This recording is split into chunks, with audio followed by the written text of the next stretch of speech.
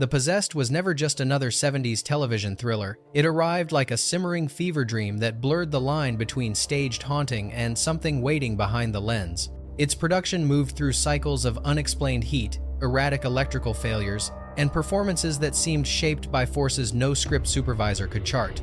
Entire scenes shifted tone without human intervention, leaving the crew wondering whether they were documenting a story or being folded into one. Why did so many technical elements behave as if responding to an unseen logic? And what lingered in the spaces the cameras weren't meant to capture? These are 20 weird facts you didn't know about The Possessed. Fact 1. Fire effects on The Possessed were designed to obey strict mechanical cues, yet from the earliest tests, they behaved as if choreographed by something beyond the pyrotechnics board. During an initial rehearsal, a controlled flame drifted sideways against the airflow, curling toward a part of the set that technicians insisted should have remained cool. The operator halted the sequence, convinced the nozzle had misaligned, but diagnostics revealed nothing unusual. When the team ran the test again, the flame rose in a narrow column that exceeded its programmed height by several feet, forcing actors to retreat, though no additional fuel had been introduced. Crew members attempted to dismiss the pattern as gas irregularities until they reviewed playback. The fire pulsed in time with the resurrected teacher's movements, almost as if anticipating each shift in his posture. Even more unsettling was the sensation several performers described brief waves of heat sweeping across their backs during takes when no pyrotechnics were active. Temperature readings confirmed sudden spikes in localized pockets of air, then inexplicable drops seconds later. A scorched mark on a prop table appeared overnight, perfectly circular and undeniably fresh, despite the set being locked and unlit. When the fire marshal investigated, he noted that the burn resembled residue left by high-intensity electrical discharge, not open flame. The anomaly deepened during the climactic corridor sequence. Sparks flickered across the frame in patterns too symmetrical to be accidental, forming fleeting arcs that resembled symbols dissolving in light. Editors slowed the footage, expecting to find artifacts caused by the film stock, but the shapes repeated across multiple takes, each time aligning with emotional peaks in the scene. Attempts to digitally smooth the anomalies only intensified their visibility, as though the distortion resisted erasure. Rumors circulated that the fire behaved differently whenever the story leaned into themes of unresolved death, and several crew members refused to stand near the ignition rigs after dark. Though the studio ultimately attributed every incident to analog unpredictability, those who witnessed the flames' shifting temper believed they had encountered something more deliberate, an element responding not to mechanical triggers, but to the narrative itself. Fact 2. The set's religious props were chosen for their plainness, meant to ground the supernatural story in familiar imagery. Yet the crucifix installed in the Academy's main hallway refused to behave like an inert object. During the first camera rehearsal, the cross dropped from its mounting with a clean, decisive motion, not a wobble, not a loosened screw, but a direct fall occurring the instant the resurrected teacher stepped into frame. Carpenters reinforced the bracket, adding additional supports, only for the crucifix to fall again moments later, this time rotating mid-air as if guided by intention rather than gravity. Playback revealed that the descent did not follow a natural arc. Instead, it traced a subtle curve toward the character, a movement physicists on the crew could not replicate in controlled tests. When the director insisted on continuing, new anomalies surfaced. The hallway lights dimmed each time the cross hit the ground, creating a synchronized pulse that suggested a deliberate cue rather than a mechanical glitch. Actors described an oppressive stillness settling in the corridor before each fall, an anticipatory hush that made the air feel weighted. During one take, the crucifix remained mounted but cast a shadow that did not align with the lighting grid, angled sharply as though illuminated from a source that did not exist. Even more disturbing was the moment a script supervisor noticed faint scorch marks forming on the back panel where the cross had hung. Marks resembling the branching pattern of heat damage, but appearing gradually over the course of the day. The wood was cool to the touch, yet the patterns darkened with each rehearsal, like a message emerging from beneath the surface. The production ultimately chose to remove the practical crucifix and replace it with a lightweight prop secured with adhesives, but the atmosphere never settled. Crew members whispered that the object had not merely been unsteady, it had been reactive, responding to a narrative that questioned faith, guilt, and the price of returning from the dead. The official report describes hardware instability, yet those present believe the instability originated elsewhere, somewhere just outside the frame, waiting for recognition. Fact 3. Sound was expected to be the most controllable layer of the possessed, yet it became the department that confronted the production's strangest disturbances. During early mixing sessions, audio engineers detected a low-frequency resonance threading beneath several dialogue scenes, an infrasonic vibration that evaded all equipment logs. Microphones on set had captured no such tone, yet the playback revealed a steady, heartbeat-like thrum pulsing at irregular intervals. When isolated, the frequency produced a visceral discomfort. Engineers described a tightening in the chest, a sense of pressure behind the eyes, and the peculiar impression that someone was standing just behind them. Believing the tone to be mechanical interference, they rebuilt entire sections of the mix, only to find the resonance re-emerging from untouched tracks. More troubling was its behavior across the timeline. Whenever editors rearranged scenes, the frequency shifted in character, deepening during moments of spiritual confrontation, sharpening when the resurrected teacher acknowledged his past, and vanishing entirely from sections that had no thematic connection to guilt or fire. Spectral analysis produced unreadable data. Instead of the smooth curves typical of ambient noise, the waveform resembled layered whispers flattened into a single line. Attempts to filter it out resulted in dialogue that sounded hollow, as though the emotional weight of the performances had been stripped away. During one late-night session, a muted channel unexpectedly activated, emitting a faint, rhythmic clicking that synced perfectly with the unseen frequency. No equipment was connected to that input.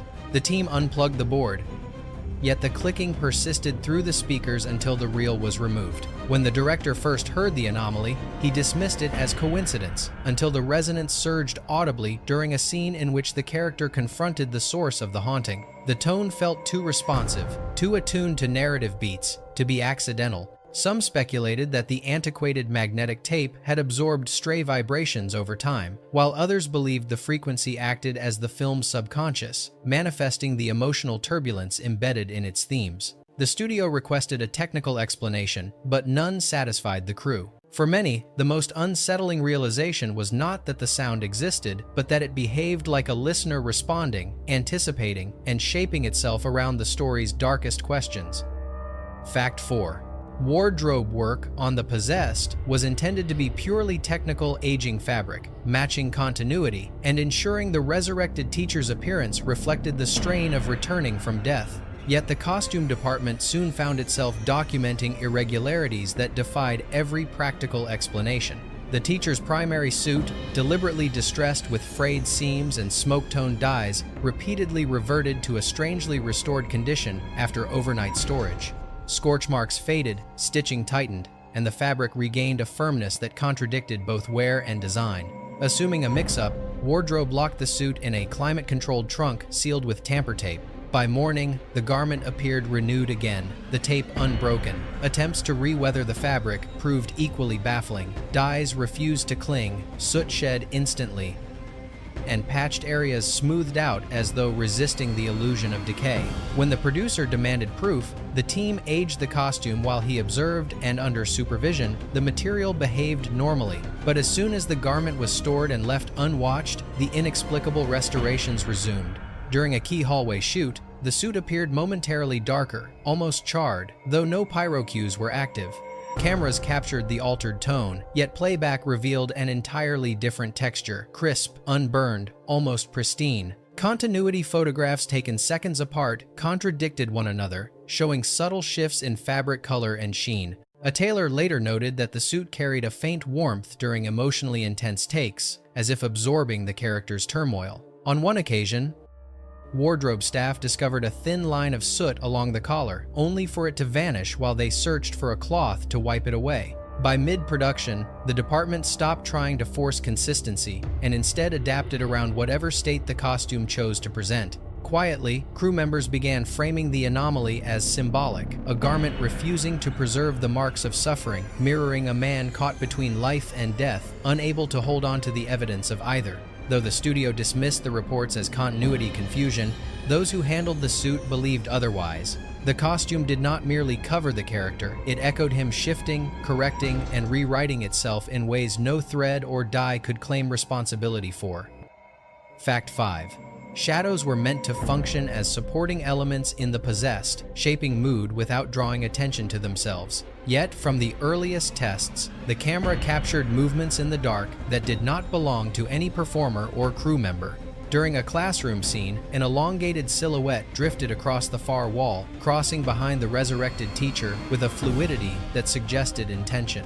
Blocking charts confirmed no one should have been present, and lighting diagrams ruled out stray reflections.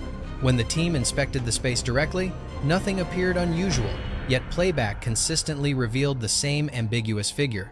Its motion defied physical logic. Instead of retreating from illumination, the shape expanded toward the nearest light source, stretching at angles the room's geometry could not support. Multiple takes produced the same aberration. Some crew members suspected lens contamination, but replacements yielded identical results. When the shot advanced to telescene transfer, technicians unfamiliar with the production flagged the anomaly as non-linear exposure behavior, a term reserved for distortions produced by deliberate manipulation, an impossibility given the raw footage. Stranger still, the silhouette evolved as shooting progressed. In scenes with heightened spiritual tension, the figure appeared denser, its edges sharper, almost as though it reacted to emotional stakes rather than lighting conditions. Archival review decades later revealed additional anomalies. In several frames, the shadow's proportions shifted minutely, suggesting a living presence adjusting its posture. Crew accounts, long suppressed by studio insistence on technical explanations, describe cold drafts moving through otherwise sealed sets moments before the shadow appeared. A camera operator recalled a faint vibration in the floor, like someone stepping where no one stood. The director privately avoided reshooting the scene, admitting the footage carried a power no artifice could replicate. Those who worked the late shifts refused to walk through darkened corridors without company. Though the official stance attributes the distortions to analog irregularities, the crew believed they had filmed something that used shadow as its medium, not malicious, but watchful, a presence that revealed itself only through the language of light. Fact 6. Script development for The Possessed proceeded under constant revision, but soon the writers realized the story seemed to anticipate their changes, rewriting itself in ways no drafting process could justify. Early versions included a sequence in which the resurrected teacher confronted a room filled with scorched documents, a symbolic reflection of his past. Before filming, a fire broke out in the prop department, burning only the blank pages reserved for that scene while leaving surrounding materials untouched. Investigators cited faulty wiring, yet the scorch pattern suggested ignition from a single, concentrated point. When writers attempted to reframe the moment, their drafts displayed contradictions. Dialogue referenced emotions not yet scripted, and scenes mapped themselves around motivations they had not agreed upon. Marginal notes appeared in unfamiliar handwriting, describing character beats that later aligned uncannily with performances the actors would improvise without explanation. A script coordinator reported hearing typing in the locked office after hours, though security footage showed an empty room. When the team compared drafts, they discovered a bizarre convergence. Entire paragraphs from an early outline, discarded months earlier, resurfaced verbatim in the newest version without any writer claiming responsibility. Attempts to remove these passages met mysterious resistance. Typewriter keys jammed, printers stalled, and digital files corrupted only in sections attempting to excise references to fire or resurrection. During table reads, actors stumbled upon lines that seemed to exist only for them, moments of painful clarity or guilt that no writer remembered composing. Even the pacing of the script shifted subtly, as though steering the structure toward a predetermined emotional rhythm. The director encouraged the team to embrace these organic developments, but privately, some felt they were no longer crafting a narrative. They were discovering one already embedded within the film's atmosphere. The Possessed gave the impression that its story lived beneath the pages, waiting, adjusting, and pulling the writers toward a version of the truth that refused to be denied. Fact 7. Casting on The Possessed began as a straightforward search for grounded performances, but the role of the resurrected teacher quickly revealed an unsettling pattern. During his audition, the actor presented with an intensity that felt strangely preformed, as if he were stepping into a memory rather than a script. He carried a notebook filled with symbols he claimed were part of an abandoned personal project, symbols that coincidentally mirrored early concept sketches never released outside the production team. When asked about them, he seemed genuinely surprised, insisting he had never seen the artwork. Rehearsals deepened the mystery. The actor delivered improvised lines referencing unfinished business, unbearable heat, and moments of return, none of which appeared in the script, yet all of which aligned with themes the writers had privately debated but never finalized. At times, his voice softened into tones that felt older than the character, carrying a weariness that could not be coached. Crew members reported temperature drops in the room whenever he rehearsed confrontational scenes, followed by sudden waves of warmth when the subject shifted to redemption. Makeup artists noticed the actor's pulse slowing unpredictably during takes, only to stabilize once cameras cut. His eyes occasionally reflected light sources not present on the set, giving the impression of unseen fire dancing across his gaze. Even his blocking seemed guided by intuition. He consistently stepped into marks not yet taped, predicting movements the director had planned but not communicated. The oddest incidents came from his off-screen behavior. He sometimes paused in doorways as though listening for something beyond the set's ambient noise. And more than once, crew members found him standing alone in darkened corridors, murmuring lines that hadn't been written. Despite the uncanny elements, his performance anchored the film with a sincerity that elevated the material. Those who worked closest to him felt the role had not been learned so much as remembered, as though the character's emotional landscape had imprinted itself on the actor before the first page was rehearsed. The studio praised his work as unusually mature for a television production, but the crew quietly wondered if the character had chosen him, recognizing in him a vessel through which the story could speak. Fact 8. Location scouting for The Possessed appeared uneventful at first, yet the academy eventually chosen for filming revealed layers of unease that no architectural survey could clarify. The building carried a history of a minor electrical fire decades earlier, officially contained, officially harmless. Still, scouts reported a persistent scent of smoke in certain classrooms, detectable only during discussions of scenes involving spiritual confrontation. The West Wing in particular felt wrong. Thermal readings fluctuated dramatically, recording pockets of heat in rooms that had remained sealed for years. One door, rusted and immovable during scouting, swung open effortlessly on the first day of shooting, revealing a chamber coated in faint soot dust that resembled the fingerprints of someone dragging their hands across the walls. Maintenance staff denied ever entering the space. Crew members refused to shoot inside, citing headaches and sudden disorientation, prompting the director to rebuild the room on a soundstage. Yet the recreated set behaved no differently. Overnight, soot-like streaks appeared on freshly painted walls in the exact patterns found in the original space. Cleaning removed them temporarily, but by the following morning they reformed, as though the soot itself were reproducing memory. Hallways also shifted subtly across filming days. Stairwells felt shorter, echoes returned with altered tonal qualities, corners curved imperceptibly, bending light in ways that failed to match the building's blueprint. During a Steadicam rehearsal, operators observed a brief shimmer at the junction of two corridors, heat ripple without heat, mirage without distance. The camera captured nothing, yet multiple witnesses insisted the distortion moved, retreating as if aware of being seen. Windows rattled during calm weather. Door gaps exhaled cold drafts whenever scripts referenced resurrection. A production assistant swore she heard quiet footsteps pacing behind her in an empty stairwell, stopping only when she turned to look. Despite these events, the Academy proved visually perfect for the film's tone, and the crew continued working while avoiding the sealed West Wing. By wrap day, most refused to walk the building alone. The studio dismissed the anomalies as environmental quirks of an aging structure, but those who spent long nights within its walls believed the location behaved like a listening presence, absorbing the narrative and reflecting it back through shifting air, altered architecture, and a sense that something unseen had awakened with the production. Fact 9. Props on The Possessed were meant to anchor the supernatural themes in tangible reality, yet one unassuming object, the bronze desk bell used during a pivotal confrontation, became the center of disturbances that the prop team could neither predict nor control. The bell, chosen for its muted resonance and aged character, produced tones far brighter and sharper than expected during early sound tests. Engineers attempted to capture a consistent ring, but the pitch shifted with every strike, rising and falling as though guided by a hidden tension within the metal. When placed near heat sources, the bell emitted faint chimes without being touched, soft vibrations that several crew members heard despite the room remaining otherwise silent. During rehearsal, actors reported a tingling sensation when their hands hovered above the bell, as if the object radiated an unseen current.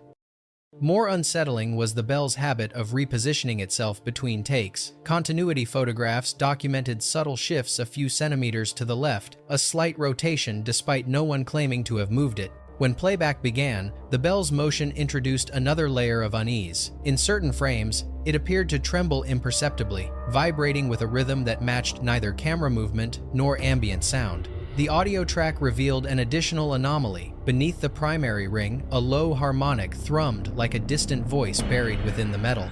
Engineers attempted to isolate the undertone, expecting interference from set equipment, but the frequency matched no device in use. As filming progressed, the bell's presence began influencing scene dynamics. Actors stumbled over lines whenever they interacted with it, describing a momentary sense of dislocation. One performer dropped the bell abruptly, insisting it had grown unexpectedly warm, though thermal readings showed no temperature change. The prop master, increasingly uneasy, placed the bell in a padded case between uses, only to find it resting on the table the next morning, the case untouched. By the final shooting week, the crew regarded the bell warily, treating it less as a prop and more as an unpredictable participant. Although the studio eventually cataloged it as standard set dressing, those who handled it spoke of an object that behaved with intention, responding to heat, movement, and even emotion, as though carrying echoes of the story's darker undercurrents within its core. Fact 10. Editing the possessed should have been a predictable, mechanical rhythm, splicing reels, smoothing pacing, aligning sound and image. Instead, the editing suite became the setting for some of the film's most disquieting events. During the assembly of an early corridor sequence, the editor noticed that several frames seemed to drift out of alignment. The actor's silhouette compressed slightly, then expanded, as if the film itself were breathing. Assuming mechanical error, the team switched to a different flatbed system, yet the distortion repeated at the exact same moments. When they attempted to trim these frames, the splice point resisted, the film stock tightening against the blade as though unwilling to be cut. Even more unnerving, the footage altered during idle periods. Shots left perfectly synced at night returned the next morning with micro-second offsets, creating a stutter that vanished when viewed on the moviola but reappeared in digital transfers. Audio presented its own challenges. A faint rustling, neither static nor ambient noise surfaced beneath dialogue whenever the resurrected teacher acknowledged guilt or approached metaphorical fire. Engineers isolated the sound, expecting distortion, but the waveform displayed no amplitude, suggesting an impossibility, an audible noise without measurable data. On one late shift, a muted channel activated spontaneously, emitting a soft, rhythmic pulse that echoed the teacher's footsteps on screen. No input was connected. When the reel was removed, the pulse ceased instantly. An assistant editor, listening through headphones, swore she heard a whisper beneath the score, a murmured phrase whose cadence repeated every time the scene played. Attempts to capture it failed. Recordings showed a perfectly silent track. As the deadline approached, the editors felt the footage resisting their decisions. Cuts that reinforced clarity became muddy. Trims meant to tighten suspense left the narrative feeling strangely hollow, as though the story had opinions about how it should unfold. The director eventually adopted a rule: leave any sequence that fought the cut. Those sections remained untouched, surviving into the final broadcast with subtle timing irregularities that viewers described as dreamlike. The studio chalked up the anomalies to analog instability, but the crew held a different belief that the film was shaping itself, revealing and concealing fragments of its own truth in the language of frames and sound. Fact 11.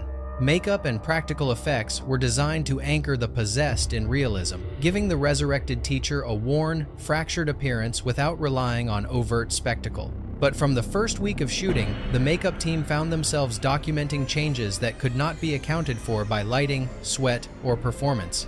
The subtle under-eye shadows applied each morning darkened unpredictably during filming, deepening into bruised purples even when no makeup artist touched the actor between takes. Photographs taken seconds apart contradicted each other. In one frame, the actor's complexion appeared pale but normal. In the next, his skin took on an ashen, almost smoke-warped tone. When the team attempted to correct the inconsistencies, foundation refused to adhere evenly, sliding across the actor's skin as though repelled. A soot-like residue appeared on his collarbone during a midday break, though he had not been near any pyro rigs. When they wiped it away, nothing remained on the cloth. the anomaly reappeared twice more, always during scenes dealing directly with the teacher's death. Crew members also noticed physiological shifts.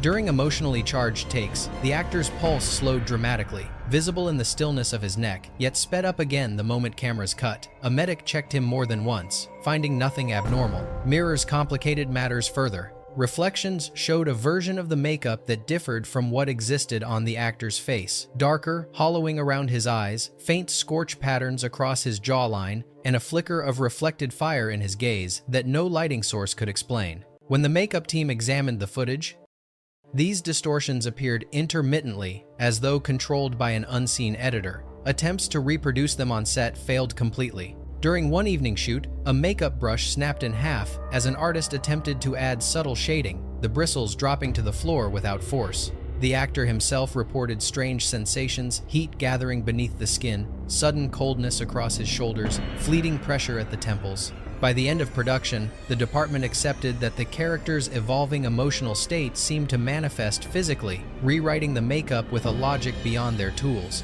The studio later dismissed the inconsistencies as continuity quirks, but those who witnessed the transformation believed the film used the actor's face as a canvas, revealing the internal wounds of a man who had crossed the threshold between death and return. Fact 12. Music was meant to function as the film's stabilizing element, a sonic anchor keeping the possessed grounded even as its narrative pushed into spiritual volatility. The composer delivered a suite of restrained motifs, low strings, wavering drones, and quiet dissonances to heighten tension without overwhelming the performances. Yet once the cues were laid beneath the footage, inexplicable harmonics emerged. During the teacher's first encounter with a malevolent presence, the background drone acquired a faint, breath-like quality, as though someone exhaled behind the orchestra. When engineers isolated the track, they discovered a layer of tonal information that hadn't appeared in the original recording session. The waveform displayed irregular contours, too complex for distortion, too organic for equipment noise. Efforts to remove the anomaly produced startling results. Each filter flattened the emotional weight of the scene, stripping it of resonance. It was as if the mysterious undertone carried narrative truth the film refused to lose. The anomaly deepened when editors rearranged the structure. Moving a key scene earlier caused the harmonic to shift into a minor interval. Placing it later sharpened the pitch, creating an effect eerily synchronized with the resurrected teacher's emotional arc. Late-night mixing sessions introduced further disturbances. Muted channels flickered to life, producing faint, irregular pulses that matched neither metronome nor musical measure. Disconnecting the board failed to stop the phenomenon. A junior engineer reported seeing an input light blink on the console as though receiving signal from an unseen source. When the climactic exorcism scene was mixed, a chord surfaced spontaneously, a swelling minor harmonic that matched no notation in the score, nor any combination of instruments recorded for the film. The composer, listening in silence, described the moment as a hand completing a phrase I never wrote. Attempts to recreate the chord outside the film failed. In the final mix, the undertone remained not overpowering, but persistent, almost deliberate. Viewers decades later noted a sense of being leaned toward during the music's most intense moments, as if the film were using sound to pull them closer. While official records attribute the phenomenon to analog artifacting, those present in the mixing booth believed the score had absorbed the story's pulse, its sorrow, its heat, its haunted longing, and answered back with a voice of its own. Fact 13. Pyrotechnics in The Possessed were engineered with rigid mathematical precision, yet the flames repeatedly behaved as if governed by emotional logic rather than chemistry. During a controlled corridor burn, a flame jet tilted sharply toward an unlit corner, bending in a direction opposite the airflow. The effects crew halted the setup, assuming a calibration fault, but diagnostic readings were flawless. In the next run, the fire rose in a sudden spiral, curling upward in synchronized pulses that mirrored the actor's approaching footsteps. Even more troubling were moments when flames dimmed instantly, as though responding to a presence rather than fuel supply. A wall sconce ignited unexpectedly during a rehearsal, burning with a cold, bluish tone unlike any gel or compound used by the team. Fire marshals inspected the fixture and found no accelerant, no faulty wiring, and no temperature irregularity to justify ignition. During the climactic exorcism sequence, sparks drifted across the frame in patterns resembling fractured symbols, too structured to be random, too inconsistent to be deliberate effects. Editors reviewing the footage at reduced speed noted fleeting shapes within the flames that seemed to expand and fold like living tissue. Actors described feeling sudden pressure in the air during takes involving fire, as if oxygen momentarily thinned. One performer said he felt a heat shadow move behind him seconds before a flame cue triggered. The anomalies accumulated, scorch marks appearing overnight, fuel lines behaving obediently during tests but misfiring during emotional peaks, and smoke drifting in straight, disciplined columns rather than natural plumes. Though the studio attributed the inconsistencies to analog unpredictability, the crew believed the fire behaved as a narrative partner, revealing its own commentary, rising and recoiling in alignment with the story's darkest impulses. For many, the pyrotechnics ceased to feel like tools. They felt like responses. Fact 14. Electrical stability on The Possessed deteriorated so consistently during production that the crew began treating the lighting grid as a barometer for unseen tension. Overhead fixtures flickered whenever the resurrected teacher entered specific sections of the set, dimming not gradually but in decisive, synchronized snaps. Electricians tested every cable, replaced bulbs wholesale, and rewired junction boxes, yet the fluctuations persisted. A portable generator repeatedly stuttered during scenes referencing fire, despite carrying only a fraction of its maximum load. The distortion extended to monitors, which displayed brief, static bursts that rippled across the screen in narrow vertical bands, as though reacting to an external pulse. When all wireless devices were shut down, the interference continued, even intensifying during long takes. A spotlight used for a tracking shot drifted several inches to the left mid-scene, its mounting bolts later found untouched. Playback revealed a faint dimming across the corridor seconds before the shift, as if the light were being absorbed rather than blocked. The director experimented by rehearsing a scene without the teacher present. The grid remained stable. When the actor returned, the flickering resumed almost immediately. Crew members began avoiding breaker panels after dark, unsettled by the sensation of heat lingering around circuits untouched for hours. In the soundstage, door frames occasionally vibrated during silence, a low tremor detectable through the feet rather than the ears. Electrical logs showed a curious pattern. Voltage anomalies clustered around scenes involving guilt, return, or impending fire. The studio blamed outdated infrastructure, but the building's other productions reported no issues. Some electricians quietly theorized the grid behaved like a nervous system, firing irregular impulses in response to emotional shifts within the story. By the time shooting wrapped, even skeptics acknowledged that the lights had developed a rhythm of their own, flickering not with malfunction, but with intention. Fact 15. Mirrors were intended merely as atmospheric devices in The Possessed, used to heighten tension through reflections and spatial distortion. Instead, they became one of the production's most unsettling sources of unexplained behavior. During an early classroom take, the teacher's reflection blinked half a beat later than the actor himself. Multiple takes reproduced the lag. When crew members checked the mirror directly, the effect vanished, returning only when filmed. In a hallway scene, the reflection hesitated behind the actor by a full step, as though reluctant to follow. Editors confirmed the footage was not desynced. The anomaly existed within the raw film. Most disturbing was a night shoot in which a soft, flickering glow appeared behind the teacher in the mirror, a flame-like shimmer absent in the actual room. When he turned, nothing remained. But playback preserved the glow with unnerving clarity. Mirrors across the set developed smudges in patterns resembling handprints, reappearing after vigorous cleaning. One newly installed mirror cracked spontaneously during a quiet moment, the fracture radiating toward the teacher's reflected image rather than his physical position. Makeup artists noticed discrepancies as well, reflected soot patterns on the actor's jawline that did not exist on his skin, and faint scorch-toned shadows around his eyes that disappeared when he stepped away. Attempts to control reflections through lighting adjustments proved futile. Shadows shifted unpredictably, bending toward the teacher even when lights were redirected. Crew members began draping mirrors between takes, unwilling to catch glimpses of reflections that failed to obey their subjects. Though the studio later dismissed these occurrences as optical quirks, those who witnessed the phenomena carried a different conclusion. The mirrors were not malfunctioning, they were communicating, reflecting not reality, but the story's deeper undercurrent, a man fractured between worlds, seen fully only by the glass. Fact 16. Weather should have been the one predictable element during production, yet The Possessed encountered atmospheric shifts so precise and so unnervingly synchronized with the film's emotional beats that the crew stopped trusting meteorological reports entirely. Exterior scenes scheduled under neutral skies suddenly unfolded beneath cloud formations that materialized without warning.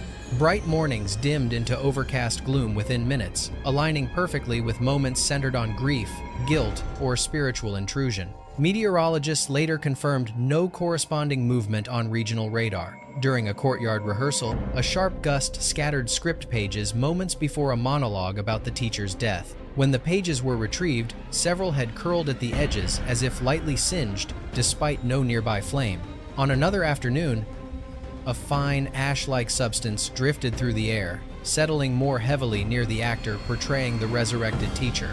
Samples were collected but yielded only ordinary dust, yet the phenomenon repeated exclusively during scenes referencing fire or resurrection. Night shoots intensified the pattern. Temperature sensors captured sudden drops of 5 to 7 degrees. Even as surrounding locations remained stable, the actor's breath became visible in shots not designed for cold weather ambiance. At one point, a fog bank appeared behind the Academy facade, rolling slowly, stopping precisely at the edge of the lighting grid, then dissolving as if obeying a cue. Indoors, drafts pushed beneath sealed doors during lines invoking past trauma. Windows rattled though, wind measurements registered stillness. Even ceiling tiles vibrated faintly during emotional crescendos. A low tremor sensed more through the feet than heard. Crew members joked about the weather, reading the script, but the humor faded as the patterns became undeniable. By the end of production, several believed the story exerted a gravitational pull on its surroundings, shaping air, temperature, and light the way a character shapes performance, subtle but unmistakable. The studio reduced the anomalies to environmental coincidence, yet those who labored through the shifting atmosphere held a different conviction. The natural world had begun echoing the film's conflict, as though something unseen was trying to inhabit the same space. Fact 17. The film's hospital sequences were crafted to represent the rational world, a sharp contrast to the Academy's spiritual volatility, but those clean, clinical spaces soon displayed the most perplexing irregularities. The resurrected teacher's medical chart repeatedly altered itself between takes. Handwriting shifted shape, dates rearranged, and diagnostic notes appeared that had never been drafted. The prop master insisted no revisions were made, yet playback revealed text blurring momentarily during emotionally charged lines, as if resisting scrutiny. A defibrillator, unplugged and used solely as background dressing, suddenly emitted a soft, rhythmic beep that matched the actor's breathing pattern. Technicians opened the device to find its power supply completely disconnected. IV bags filled with tinted water gradually grew cloudy during scenes involving references to death, but reverted to clarity as soon as cameras cut. The oddest moment occurred during a wide shot of an empty patient bed. As the camera panned across the room, the mattress depressed by several centimeters, as though holding the weight of an invisible figure. No pulley system or rigging was present. When playback was reviewed, the indentation remained, lasting just long enough to register before releasing abruptly.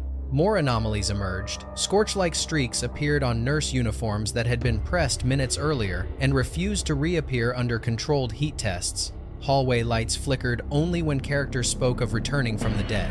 A rolling gurney glided an inch across the floor without anyone touching it. Actors began expressing unease, describing the hospital as too still, a place where silence pressed inward rather than receded. The director rewrote several scenes to minimize prop interaction, but the atmosphere never stabilized. Crew members avoided remaining in the space after wrap, claiming the room listened. Official documentation dismissed the events as continuity errors and equipment quirks, but those who spent long nights in the hospital corridors believed the set had absorbed the film's central tension, blurring the line between clinical certainty and the boundless unknown.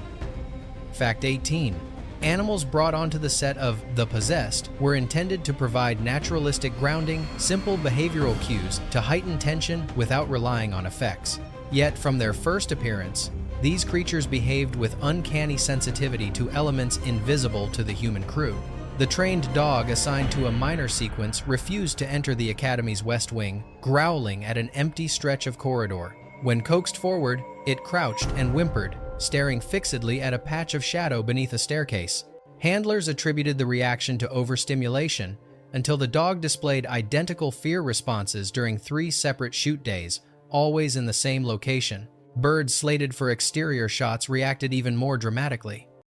They launched into flight seconds before their cues, only during lines referencing fire, and spiraled upward in tight formations resembling smoke plumes. Ornithologists consulted later agreed the flight pattern was atypical, more akin to wildfire escape behavior than routine flocking. Even insects appeared drawn to the resurrected teacher's presence. Moths gathered around his desk lamp regardless of traps placed around the set, clustering more densely during scenes addressing death or unresolved guilt. Late in production, sound technicians captured faint chittering beneath floorboards, synchronized strangely with the emotional pacing of a performance. No rodents were found. One night, the dog broke free, ran to the actor's mark, and pressed its body against his leg, trembling despite no active cues. Moments after the take ended, the dog relaxed completely, as though whatever had frightened it had abruptly receded. The patterns accumulated, animals pausing before entering specific rooms, birds refusing to land on certain windowsills, and moths dispersing instantly when scenes shifted away from resurrection.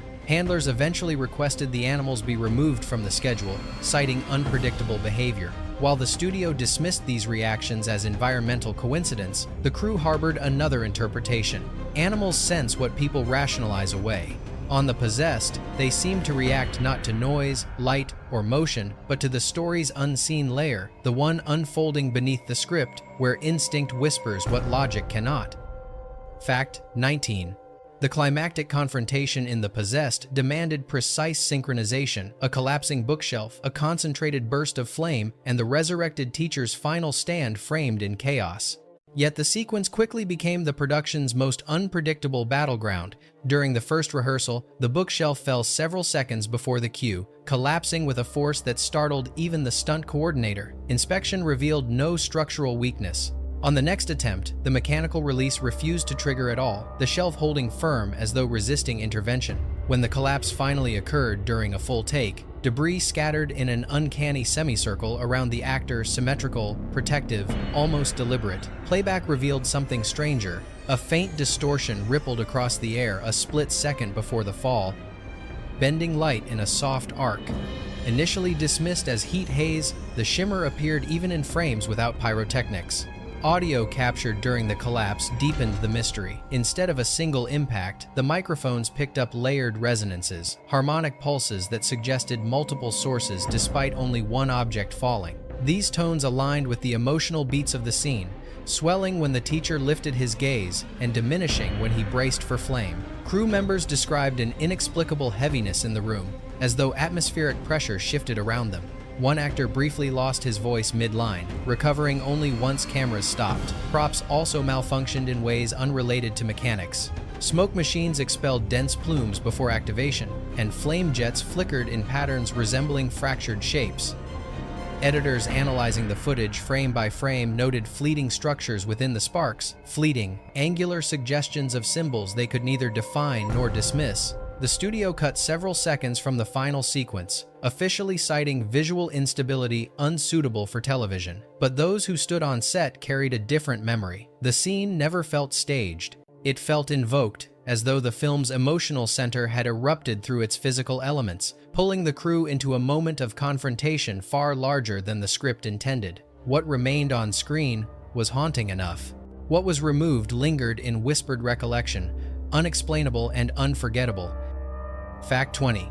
As production wrapped, the crew expected the disturbances haunting The Possessed to dissipate. Instead, the anomalies followed them into post-production, and according to some long after broadcast, film reels stored overnight shifted position on shelves, their labels turned inward despite being untouched. A telescene operator repeatedly encountered a jam at the exact same frame, a close-up of the teacher's face, his expression subtly different from the preceding footage, as if caught in an unrecorded moment of awareness.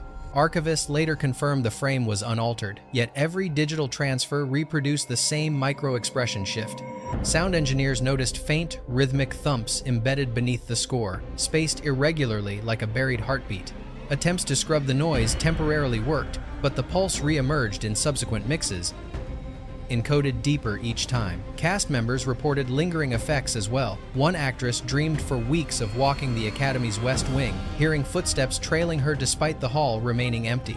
Another noticed mirrors in her home fogging briefly whenever she rehearsed lines from the film. Even viewers wrote years later, describing electronics flickering during pivotal scenes, regardless of device or location. The studio dismissed these accounts, attributing them to analog decay and psychological suggestion. But within the crew, a quieter belief took shape. They suspected the film had absorbed the emotional turbulence generated during production fear, grief, conflict, and embedded it within the medium itself. It became, in their view, not simply a finished narrative, but a vessel carrying unresolved resonance.